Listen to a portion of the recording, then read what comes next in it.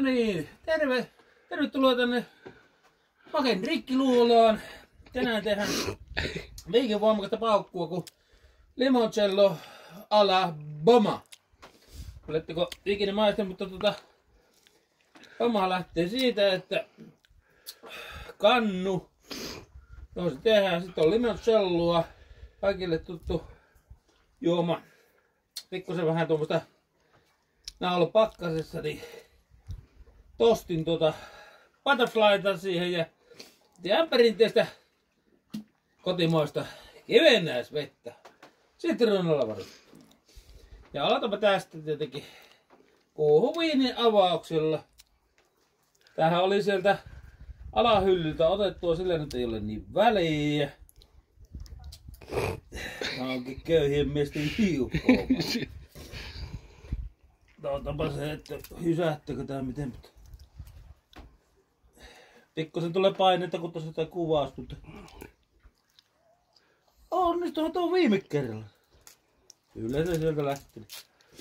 Tosti, en tiedä ootteko maistanut, niin helvetin paskahan tämä, mutta kyllä se asiassa ajaa tässä hommassa.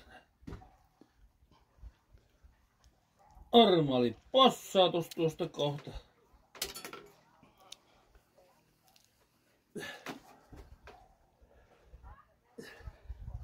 Hyvä.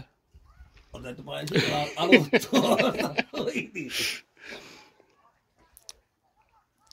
Lähtekö? Tule meikä sinimään. Paperin. No niin, se on avattu. Pitääkö vittu tässä on sama homma. No avataanpa tämä on näköjään helpompi. En tiedä onko tuttu tuote, tämmönen sitruksinen no en minä tiedä, kun tämä likkeri, katsotaan. Oli se likkeri, kun tässä on 30 astetta on tässä lämpöä tässä. Eikö tää korkki? No näinhän se oli. Kaikkihan ne näitä on. Pannaan tuohon. Nyt jos katsotaan viivo, niin sehän lähtee täältä alhaalta. Se on suurin piirtein tuolle välille. Ja se on aika lailla tuossa.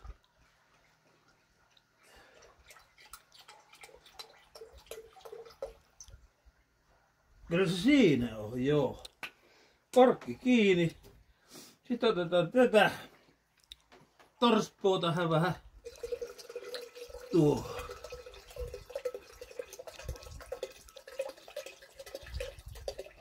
Siinä. Ja sitten Torspu.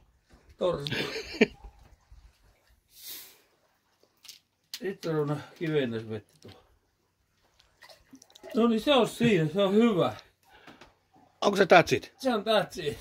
Kiitos teille. Ei muuta kuin maistelemaan vaan. All right.